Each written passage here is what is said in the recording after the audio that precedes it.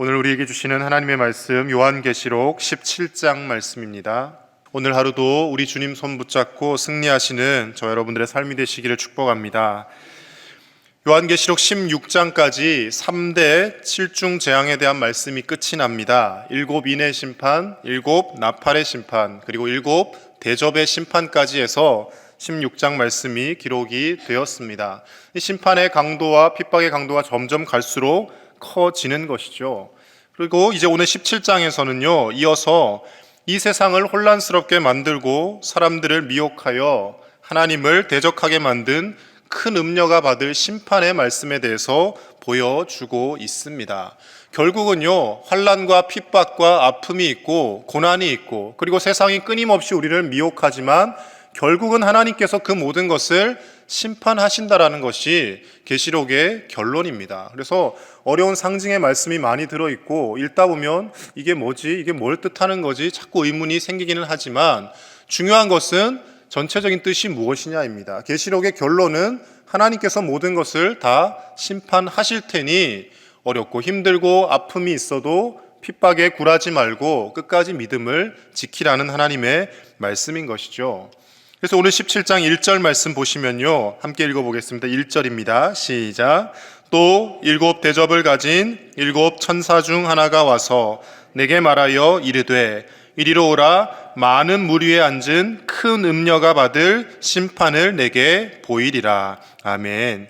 큰 음녀가 결국 심판을 받게 될 것인데 거기에 대해서 보여주겠다라고 천사 중 하나가 와서 요한에게 이야기를 하고 있는 것입니다. 자, 이 큰 음녀, 또 다른 말로 무엇으로 상징되어 있냐면요, 5절 말씀을 보시면 5절 제가 읽겠습니다.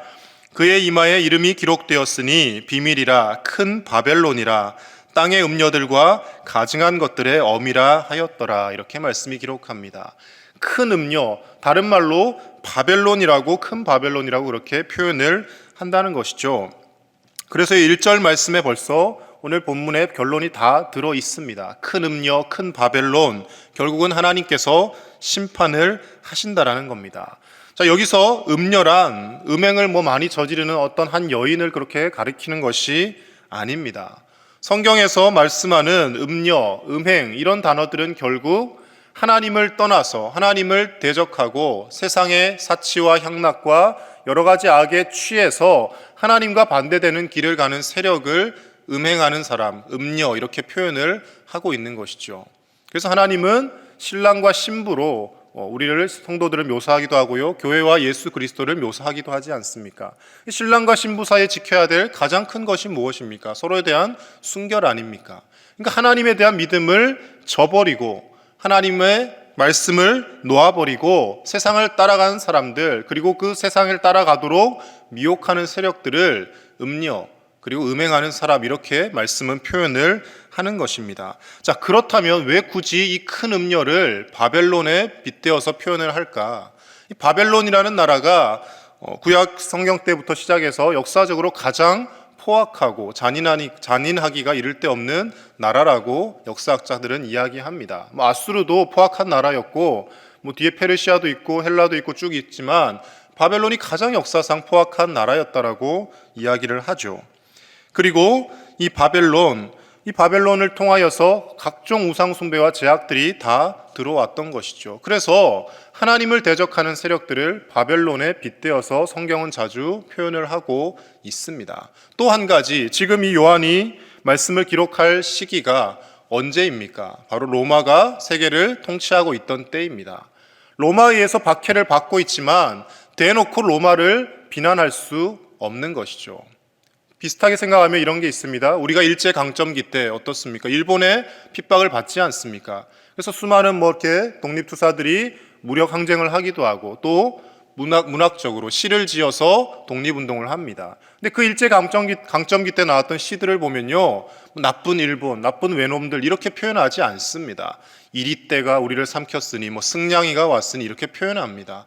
대놓고 일본을 써서 욕하다가는 바로 끌려가거든요. 마찬가지입니다.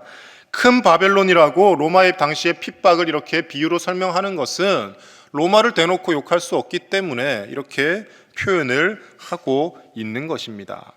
어찌되었던 간에 끊임없이 성도들을 미혹하고 핍박하고 여러 가지 방법으로 하나님으로부터 멀어지게 만드는 세력들이 그 당시에 가득하였고요. 이것은 그 당시뿐만 아니라 앞으로도 계속 일어날 것을 계시를 통하여 우리에게 말씀해 주고 있는 것입니다. 오늘 17장 말씀을 통하여서 몇 가지를 찾아보았는데요. 그렇다면 하나님을 대적하는 세력, 우리 성도들을 미혹하는 이 세력들의 특징이 어떤 것이 있는지 오늘 말씀을 통해서 살펴보도록 하겠습니다. 첫 번째로요, 하나님의 대적은 많은 물 위에 앉아 있다고 그렇게 말씀은 표현합니다. 우리 1절 말씀을 다시 한번 읽겠습니다. 시작. 또 7 대접을 가진 7 천사 중 하나가 와서 내게 말하여 이르되 이리로 오라. 많은 물 위에 앉은 큰 음녀가 받을 심판을 내게 보이리라. 아멘. 큰 음녀가 어디에 앉아 있습니까? 많은 물 위에 앉아 있다라고 말씀은 기록하고 있습니다. 물이라는 것은요, 여러 가지 의미가 있지만 여기서 물은 풍요와 안전을 상징하고 있습니다. 물이 있어야 농사가 되어지지 않습니까? 물이 없이 절대 농사가 이루어지지 않습니다. 그래서 물이 풍요를 상징하는 것이죠. 그리고 또 물은 안전한 것을 상징합니다. 당시에 큰 음녀라고 상징된 바벨론, 이 바벨론도 유프라테스 티그리스 강이라는 큰 두 강을 끼고 발전을 하였습니다. 그 강이 농사도 잘 되게 해주었지만 여러 원수들과 대적들이 쳐들어왔을 때 강을 건너려면 어려움이 있지 않습니까? 안전을 보장해주는 역할을 하기도 했다라는 것이죠. 결국 풍요와 안전을 상징하는데 이것이 오늘날로 다시금 따져서 생각을 한다면 그 풍요와 안전이라는 것이 우리 성도들이 이 세상에서 누리고 살아가는 여러 가지 물질적인 환락과 쾌락과 그런 것들을 상징한다고 볼 수도 있을 것입니다. 예레미야 51장 13절에도 바벨론에 대한 심판의 말씀을 예레미야 선지자를 통하여 전하면서 여기서도 물을 인용합니다. 제가 읽어드립니다. 많은 물가에 살면서 재물이 많은 자여 내 재물의 한계 곧 내 끝이 왔도다. 이렇게 말씀합니다. 많은 물가에 살면서 재물이 많은 자여. 결국 오늘 말씀처럼 많은 물 위에 앉아 있다, 많은 물가에 산다, 이것은 재물이 많고 풍요롭고 안락한 생활을 누림으로 인하여서 하나님과 원수되고 대적되었다라는 것을 의미하고 있는 것입니다. 세상은 날이 갈수록 빈부의 격차가 점점 심해집니다. 돈을 많이 가진 사람들은요, 그 가진 쌓아놓은 돈으로 인해서 가만히 앉아 있어도 돈을 벌어온다라고들 표현을 합니다.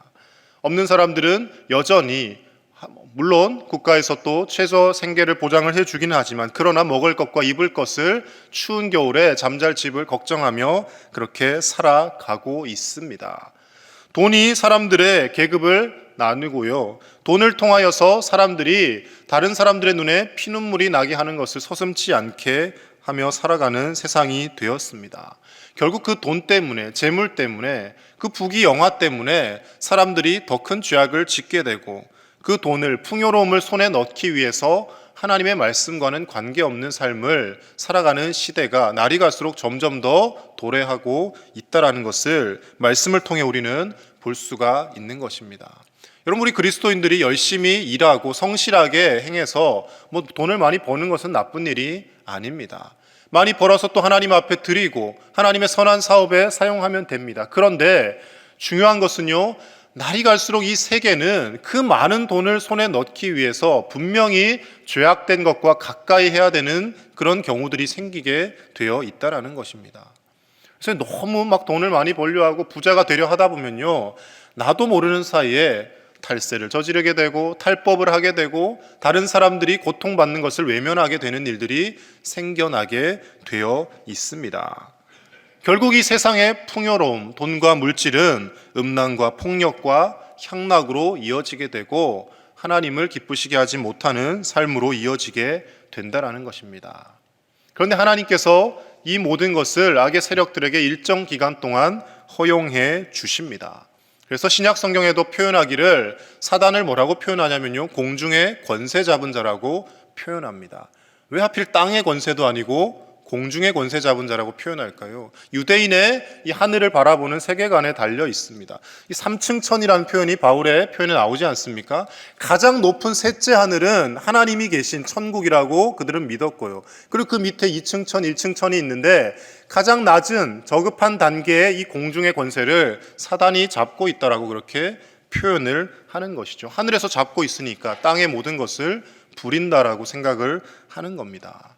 사단이 공중의 권세를 잡고 이 땅의 모든 것을 주관해가고 물질과 풍요와 여러 가지 향락을 통하여 사람들을 조정하는 것 같지만, 그러나 그것이 영원하지 않다라고 성경 말씀은 끊임없이 우리에게 말씀해 주고 있습니다. 그리고 오늘 17장 말씀에 여러 가지 상징의 말씀이 나옵니다. 뒤에 이제 9절 이하의 말씀에 보시면 7머리 7왕이 나오고요. 그리고 또 뒤에 가다 보면 10왕이 나옵니다. 자, 7왕이 누구이고 10왕이 누구이냐, 여러 가지 분분한 해석이 있습니다. 학자들의 해석을 좀 소개를 해드리겠습니다. 첫 번째로는요, 이 7왕에 대해서 로마의 역대 황제들이라는 견해가 있습니다. 줄리어스 시저부터 시작해서 아우구스투스, 티베리우스 이렇게 쭉 이어지는 황제들을 7왕이라고 표현한다라는 견해가 있습니다. 그런데 이것이 정확한 것은 아닙니다. 뭐가 진짜인지는 천국에 가서 하나님께 여쭤봐야 되는 것이죠. 그리고 또 다른 견해는요, 이 7왕이라는 것이 당시 악한 7제국, 고대로부터 내려오던 7제국이라는 견해도 있습니다. 애굽이나 아수르나 바벨론, 그리고 페르시아, 헬라, 로마, 그리고 로마 이후에 또 생겨날 제국들, 이런 제국들을 7왕에 비유한 것이다 라고 주장하는 학자들도 있습니다. 항상 성경을 볼 때요, 서로 의견이 분분하고 일치가 되지 않을 때는 거기에 대해서 결론을 내릴 필요가 없습니다. 로마의 박해하에서 쓰여졌다라는 것은 분명한 것이고 666이 네로 황제를 상징하는 것이다라는 것은 거의 다 인정을 하는 사실이지만 7왕이 누구인지, 그리고 뒤에 10왕이 누구인지에 대해서는 아직도 논쟁이 분분합니다. 이렇게 논쟁거리가 있는 본문을 가지고 잘 활용을 하는 단체들이 있습니다. 이단들입니다. 그래서 우리들이 결론을 내렸다, 하나님이 계시를 주셨다, 우리만 이 해석을 할 수 있다라고 주장하며 이것은 이것입니다, 이것은 딱 명확하게 이겁니다라고 결론을 내려주는 것처럼 보이지만 결국은 자의적인 해석이고요. 그 결론의 끝은 어디를 향합니까? 자신들이 믿고 따르는 그 교주가 결국 위대하다는 결론에 이르게 되는 것이죠. 그래서 이런 상징에 대해서 너무 우리가 이것은 이것이다라고 결론을 짓기보다는 이 상징이 어떻게 쓰였든지 간에 결국은 악의 세력을 의미하는 것이고 하나님을 대적하는 세력을 의미하는 것인데, 그 세력이 영원하지 않다라고 우리가 생각을 하는 것이 가장 바람직한 해석일 것입니다. 그래서 두 번째로 우리가 보아야 할 것은요, 하나님의 대적은 그 권세가 막강하지만 결국 그 권세가 영원하지 않다라는 것입니다. 12절 말씀 우리 같이 읽겠습니다. 12절입니다. 시작. 내가 보던 10뿔은 10왕이니 아직 나라를 얻지 못하였으나 다만 짐승과 더불어 임금처럼 한동안 권세를 받으리라. 아멘. 이제 10뿔은 또 10왕이라고 이야기를 하는데요, 아직 나라를 얻지 못하였으나 그러나 한동안 권세를 받는다라고 말씀은 전하고 있습니다. 권세가 영원한 것이 아니라 한동안 하나님이 허용하시는 동안 권세를 받아서 사람들을 끌어모으기도 하고 사람들을 핍박하기도 하고 사람들을 어떻게 해서든지 하나님과 멀어지게 만드는 세력이라는 것이죠. 이 세력이 영원하지 못함을 16절, 17절 말씀에서도 이렇게 표현을 하고 있습니다. 제가 16절, 17절 읽겠습니다. 내가 본 바 이 10뿔과 짐승은 음녀를 미워하여 망하게 하고 벌거벗게 하고 그의 살을 먹고 불로 아주 사르리라. 이는 하나님이 자기 뜻대로 할 마음을 그들에게 주사 한 뜻을 이루게 하시고 그들의 나라를 그 짐승에게 주게 하시되 하나님의 말씀이 응하기까지 하심이라. 아멘. 그 한동안이라는 기간이 하나님의 말씀이 응하기까지라고 한정되어 있습니다. 최후의 심판, 하나님이 성도들을 일으키시고 모든 악의 세력을 멸하실 그때까지 그 악한 세력들이 불을 손에 쥐고 권세를 손에 쥐고 사람들을 미혹할 권세를 허용해 놓으셨다라고 말씀이 기록하고 있는 것이죠. 결국 그런데 그 세력들은 어떻게 망하냐면요, 16절 말씀처럼 서로 미워하여서 자멸을 하게 되어 있다라는 겁니다. 열불과 짐승은 음녀를 미워하여, 결국 음녀와 이 열왕이 같은 세력인데 서로 미워하여서 서로 전쟁을 일으키고 자멸을 하게 되어 있다라고 말씀은 기록하고 있습니다. 세상의 악한 세력들, 부와 명예와 권세를 쥔 사람들 바라보면요, 저 사람들의 그 부와 명예는 영원할 것 같고 참 어떤 것으로도 무너지지 않을 것 같다라는 생각이 들 때가 가끔 있습니다. 권력을 손에 한번 쥐면요, 그 권력을 유지하기 위해서 정권이 바뀌어도 뭐 다른 세력이 일어나도 뭔가를 이용해서 끝까지 그 권력을 유지하는 세력들이 있습니다. 불을 손에 쥔 사람들 한동안 수사를 받고 감옥에 들어가는 것 같지만 나와서 또 어떤 방법을 통해서든 그 불을 손에서 놓지 않습니다. 근데 중요한 것은요, 그렇게 영원할 것처럼 보이는 권세와 부가 결국 영원하지 않다라는 겁니다. 하나님이 심판하실 때가 되면 그 모든 악한 세력들이 결국 다 하나님의 말씀 앞에 무릎 꿇게 되어진다라고 하나님은 요한을 통하여 우리에게 계시의 말씀을 주고 있는 것입니다. 세 번째로 우리가 보아야 할 것은요, 이 하나님의 대적들은 악을 위해 서로 단결하는 모습들을 보여줍니다. 우리 13절 말씀 같이 읽겠습니다. 13절입니다. 시작. 그들이 한 뜻을 가지고 자기의 능력과 권세를 짐승에게 주더라. 아멘. 결국은 자멸하는데요, 이 세력들이 그 자멸하기 전까지는 뜻을 모으고 그 짐승에게 자기의 능력과 권세를 주면서 하나님의 사람들을 핍박하는데 힘을 모으더라는 겁니다. 그래서 돈과 명예와 권력과 여러 가지가 다 결탁을 해서 성도들이 살아가기에 힘들도록 끊임없이 이 세상은 만들어져 가고 있다라는 것이죠. 점점 이제 앞으로 그리스도인들이 살아가기가 힘든 시절이 될 것입니다. 물론 초대교회 때도 사자들의 밥이 되거나 또 온영 경기장에서 잔인하게 죽어가는 성도들의 핍박과 순교가 있었지만 이제 한동안 우리가 핍박이 없지 않았습니까? 교회 다닌다고 해서 누가 뭐라고 하거나 누가 우리를 힘들게 고소하고 그러지 않았습니다. 그런데 이제 앞으로 점점 더 이 핍박의 강도가 심해질 것이라는 것을 말씀은 분명히 예언을 하고 있습니다. 언제가 될지는 모르지만 우리가 교회에 나와서 예배 드리는 것이, 물론 코로나라는 이 상황 때문에 우리가 자발적으로 또 예배를 온라인으로 전환하기도 하지만, 그러나 분명한 것은 모이기가 더 어려워지고 우리가 신앙생활 하기에는 점점 더 힘든 시절들이 올 것이라는 것이죠. 왜냐하면 악의 세력들이 단결하여서 그리스도인들을 더 핍박할 것이기 때문에 그렇습니다. 여기까지만 보면요, 삶에 소망이 없고 정말 우리가 살아가는 이 삶이, 우리가 신앙생활을 해나가는 이 생활들이 과연 의미가 있는가라는 회의감마저 들지도 모릅니다. 그러나 중요한 것은요, 14절이 결론입니다. 우리 14절 말씀 같이 읽겠습니다. 시작. 그들이 어린 양과 더불어 싸우려니와 어린 양은 만주의 주시오 만왕의 왕이심으로 그들을 이기실 터이요 또 그와 함께 있는 자들 곧 부르심을 받고 택하심을 받은 진실한 자들도 이기리로다. 아멘. 결국 어린 양 대신 우리 주 예수님께서 그 모든 악의 세력들을 파하시고 승리하시고 이기신다라고 말씀은 기록하고 있는 겁니다. 어린 양이라는 것은 힘없는 존재이죠. 예수님이 친히 힘없는 희생 제물이 되시고 순결한 제물이 되셔서 어린 양이 되셔서 우리를 대신하여 십자가에서 피 흘려 죽으셨습니다. 근데 참 그리스도교는 역설적인 종교입니다. 역설적인 신앙입니다. 힘없는 어린 양이셨던 그 예수님이 결국 만주의 주가 되고 만왕의 왕이 되셔서 모든 사단과 원수의 세력들을 멸하신다라고 말씀은 기록하고 있는 겁니다. 죽고 나면 모든 것이 끝나야죠. 십자가에서 힘없이 죽었는데 모든 것이 끝났다라고 사탄은 노래를 불렀을 것입니다. 그런데 3일 만에 부활을 하시는 거예요.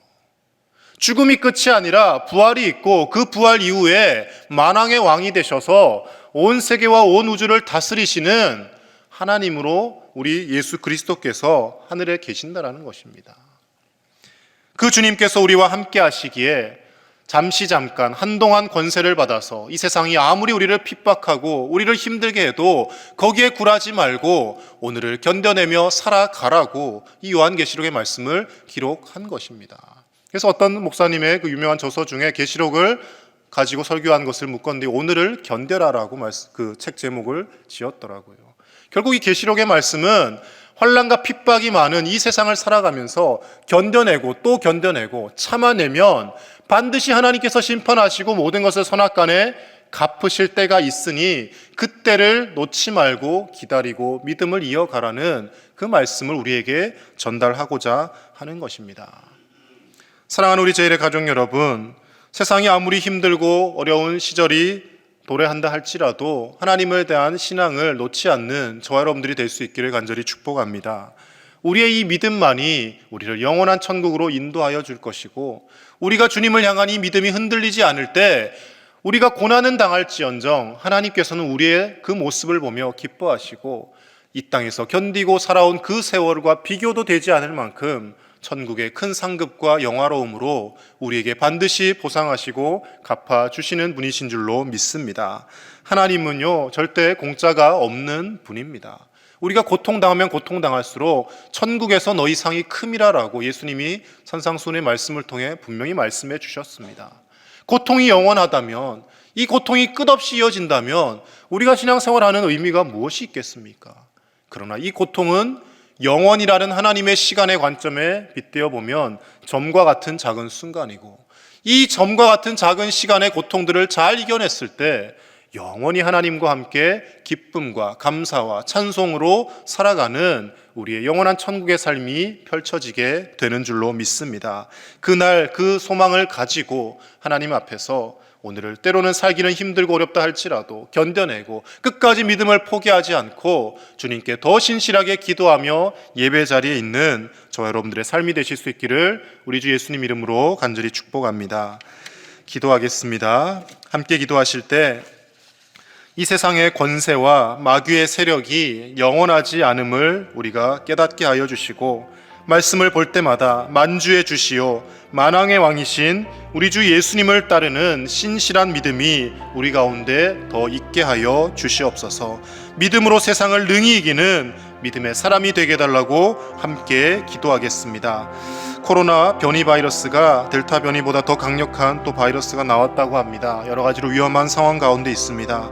하나님 지켜주시고 온 세계가 이 코로나 바이러스로부터 자유케 하여 달라고 함께 기도해 주시고요. 오늘 교사 임용고시 시험이 있는 날입니다. 우리 또 성도들 자녀들 가운데 또 임용고시 시험을 보는 자녀들이 많이 있는데요. 모든 시험 가운데 하나님 함께하여 주시고 지혜를 주시고 이 모든 임용 시험 가운데 하나님이 주시는 평안함 가운데 치를 수 있도록 우리 수험생들을 위해서 함께 기도하겠습니다. 하나님 아버지 감사합니다. 오늘도 하나님의 말씀으로 깨어있게 하여 주시고 어렵고 힘든 때를 살아가지만 우리가 믿음 잃지 않고 살게 하심을 감사를 드립니다. 하나님 아버지, 세상의 사단의 세력들이, 원수의 세력들이 영원한 것이 아니라 한동안 이어질 뿐임을 우리가 알게 하여 주시고, 하나님께서 허용한 시간 내에서 그들이 우리를 미혹하지만 우리가 잘 견디고 이겨냈을 때 하나님이 예비하신 생명의 면류관이 있고 영원한 천국 상급이 있음을 믿고 하나님 승리하는 우리의 믿음이 되게 하여 주시옵소서. 만주의 주시오 만왕의 왕이신 우리 주 예수님을 따르게 하여 주시고, 하나님 세상에서 부귀영화와 여러가지 우리가 편리함을 누리지 못한다 할지라도 주님 따르는 기쁨으로 살게 하여 주시며 영원한 천국 바라보며 천국 소망 가지고 사는 우리의 삶이 되게 하여 주시옵소서. 하나님 아버지, 코로나 변이 바이러스로 인하여서 온 세계가 또 두려움에 떨는 가운데 있습니다. 하나님 우리를 불쌍히 여겨주시고 긍휼히 여겨주시옵소서. 하나님 앞에 예배하는 것이 아버지 하나님 지장받지 않도록 하나님 도와주시고 이 예배가 끊어지지 않게 하여 주시고 예배가 멈추지 않게 하시고 하나님 앞에 온전히 예배하며 어렵고 힘든 시기를 기도하며 말씀과 찬송으로 이겨내는 우리의 삶이 되게 하여 주시옵소서. 사랑하는 우리 제1의 모든 가족들 안전하게 지켜주시고 하나님이 코로나로부터 어려움 겪지 않도록 하나님께서 함께하여 주옵소서. 오늘도 임용고사 시험이 있습니다. 하나님 우리의 자녀들에게 지혜를 더하여 주시고 시험장으로 향하는 발걸음마다 동행하여 주셔서 지혜롭게 하시고 명철하게 하시고 평안함 가운데 그 모든 시험들 잘 치러낼 수 있도록 하나님 은혜를 더하여 주시옵소서. 주님께서 인도하시고 하나님께서 온전히 함께하여 주셔서 모든 시험 무사히 잘 치러내고 하나님 앞에 감사와 기쁨으로 돌아와 찬송하는 우리 자녀손들 될 수 있도록 은혜를 더하여 주시옵소서. 하나님께서 이 하루도 온전히 함께하시고 우리 가운데 동행하여 주실 줄로 믿습니다. 하나님 감사합니다. 어렵고 힘든 세상을 살아가지만 우리와 날마다 동행하여 주시고 또 이길 힘과 능력을 공급하여 주시니 감사를 드립니다. 세상에 타협하고 세상의 부와 명예와 재물에 넘어지는 삶이 아니라 만주의 주시오 만왕의 왕이 되신 우리 주 예수님을 따르는 믿음의 삶을 살게 하여 주시옵소서. 좁은 문 좁은 길이라 할지라도 이 길 끝에는 우리 하나님 아버지께서 두 팔 벌려 우리를 안아주실 준비를 하고 계시고 영원한 천국이 기다리고 있음을 믿고 어렵고 힘들고 복잡한 세상 속에서 믿음을 지키며 하나님 말씀을 이루어내는 우리의 삶이 될 수 있도록 인도하여 주시옵소서. 코로나 변이 바이러스로 인하여 온 세계가 두려움에 떨고 있습니다. 하나님 긍휼히 여겨주시고 불쌍히 여겨주셔서 이 코로나가 속히 종식되게 하여 주시며 마음껏 자유롭게 일상을 누리며 하나님 앞에 예배할 수 있는 날들을 속히 허락하여 주시옵소서. 코로나로부터 우리 사랑하는 모든 제1의 가족들 안전하게 지켜주시고 하나님께서 동행하여 주셔서 사업터나 직장이나 가정이나 그 어느 곳에도 어려움이 있지 않도록 하나님 도와주시옵소서. 오늘 또 임용고시 시험이 있습니다. 우리의 자녀 손들에게 지혜를 더하여 주시고 모든 수험생 자녀들 명철하게 하여 주셔서 주님이 주시는 평안함과 담대함으로 그 시험을 잘 치르고 돌아올 수 있도록 하나님 도와주시옵소서. 주님 손 붙들고 시험장으로 나아가게 하시며 하나님의 영광을 위하여 훌륭한 교사들로 쓰임받는 귀한 자녀들이 다 되게 하여 주시옵소서. 오늘 이 하루도 주님과 동행하며 하나님의 뜻을 이루어가는 귀하고 복된 하루가 되게 하실 줄 믿사오며 우리 주 예수님의 이름으로 기도드립니다. 아멘.